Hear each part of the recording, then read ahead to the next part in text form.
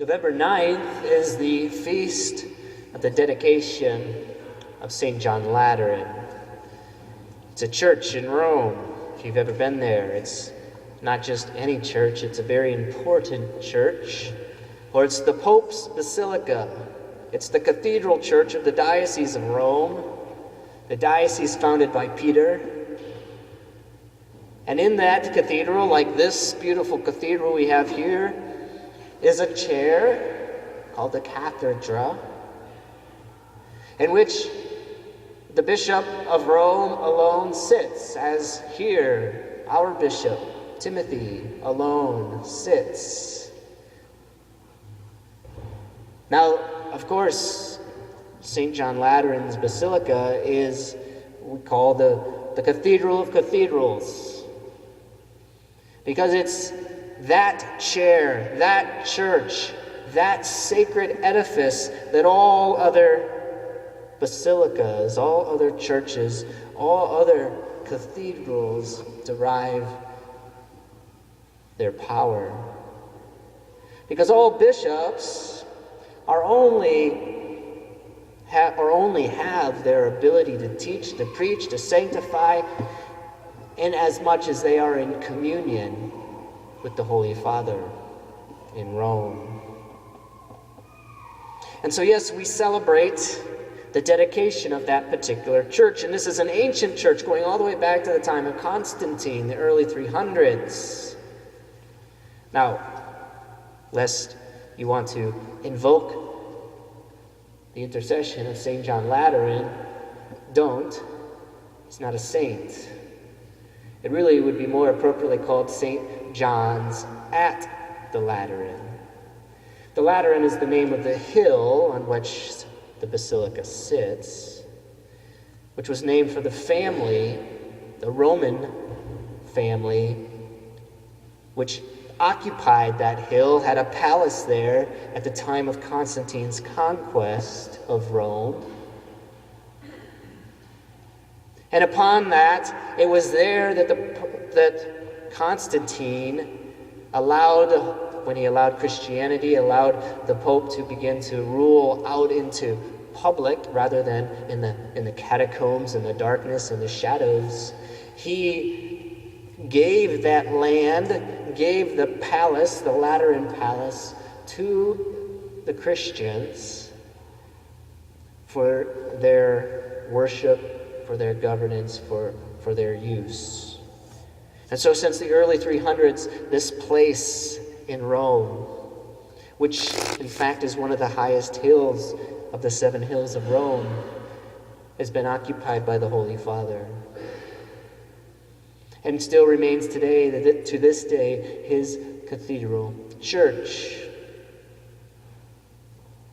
St. Peter's is not. St. Peter's is nice, it's beautiful, it's in fact the largest church in Christendom. But it's a shrine to St. Peter, that first apostle, the first bishop of Rome. But the Holy Father himself derives his power, his authority, symbolically from St. John Lateran. That church structure, that chair in which he alone presides from, to proclaim, as we heard in our Gospels, or heard in our readings today, to proclaim, as he does, the great mystery of salvation. And we as Catholics, we like churches. Churches are important. We are a sacramental people. All of our sacraments have a physical sign attached to the very spiritual reality. It's a definition of a sacrament. And the church, the sacred edifice, is important, for it should lift our minds up. It should lift our hearts up to a greater reality, a greater presence. When somebody walks into this cathedral, as they would when they walk into St. John Lateran in Rome, they should realize they're in some place special. They should realize they're encountering something more than perhaps their daily encounters in their everyday life.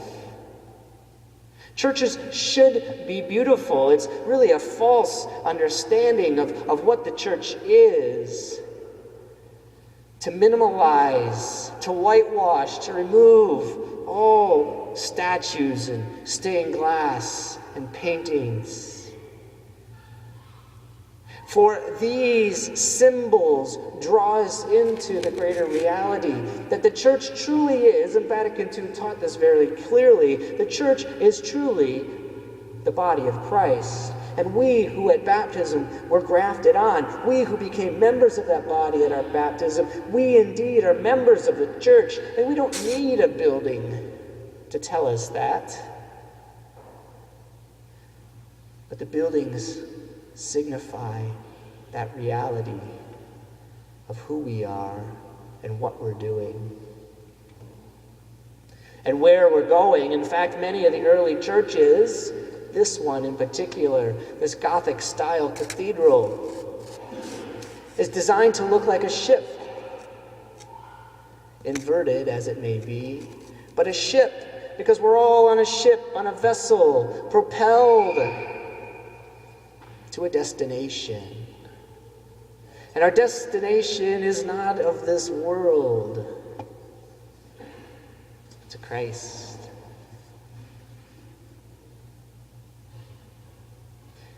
We embark on this journey at our baptisms. We embark as becoming members of this church. And we do so ourselves, calling ourselves temples, calling ourselves churches. St. Paul says very clear to the Corinthians, do you not know that you are a temple of God? Indeed, what Vatican II is speaking, that we are grafted into this mystical reality of the church, that just as we ought to come into the church and expect it, rightly so, to be clean, to be orderly, to be magnificent in its beauty, and oriented towards the holiness of God.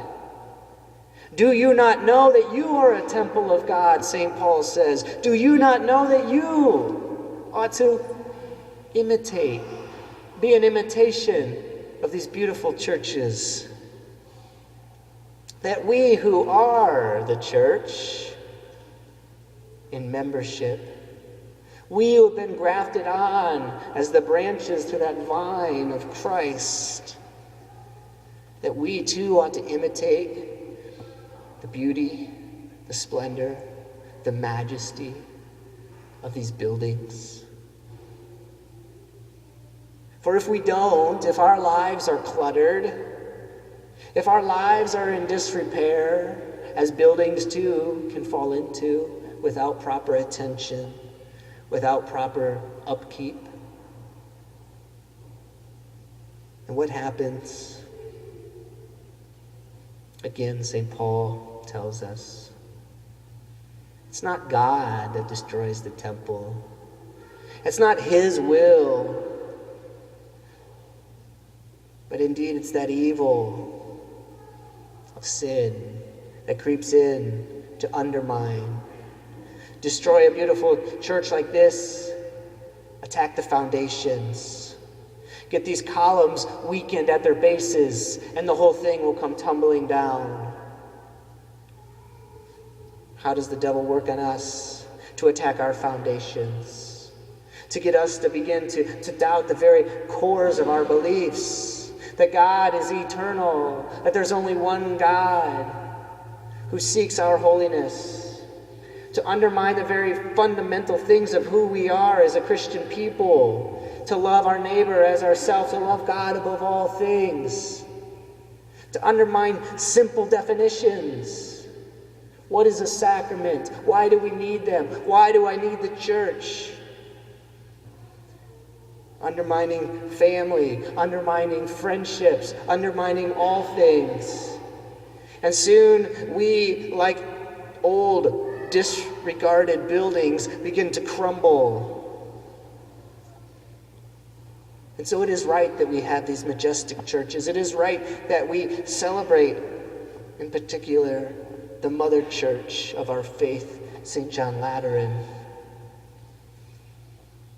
to recall the importance in our own lives of how we are called to imitate these buildings, how we are called to radiate the splendor of God.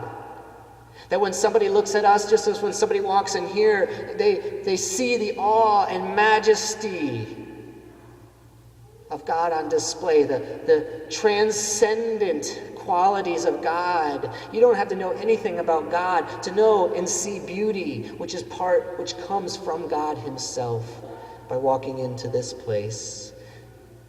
And so it is with us as well. In our lives, rightly lived, ordered towards God, somebody should just look at us, see us, and even if they don't know God, experience him through us. That our lives ought to imitate these beautiful cathedrals, these beautiful basilicas, these beautiful houses of the Lord. And not to fill them, make them, as Christ says, something other than that. And it's not necessarily by filling them with tables of money changers or whatnot, making it a marketplace, but sometimes we fill them by making them something else. A checklist on our daily routine, a stop before dinner, an occasional thing that we do maybe twice a month, twice a year for some, for many.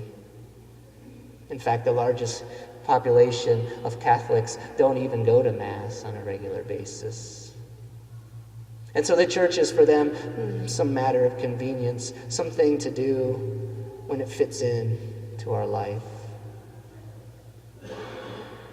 In these ways, we begin to undermine and desecrate these great, beautiful edifices, but not just this building, but the eternal, everlasting, infinite church that is the body of Christ, that spans time and space, which is why Christ died on the cross, which is why he bled for us, to bear those wounds that we would inflict upon him because of our lack of appreciation, because of the disrepair that we would bring to his body. But he did it so that we might be healed.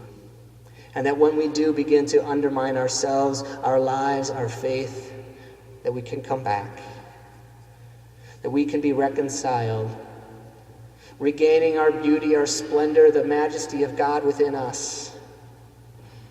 And like a church, after it's been repainted, after it's got new lighting, after it's got all the new furnishings of a beautiful renovation like this one not so long ago, we open the doors and sing the great praises of God.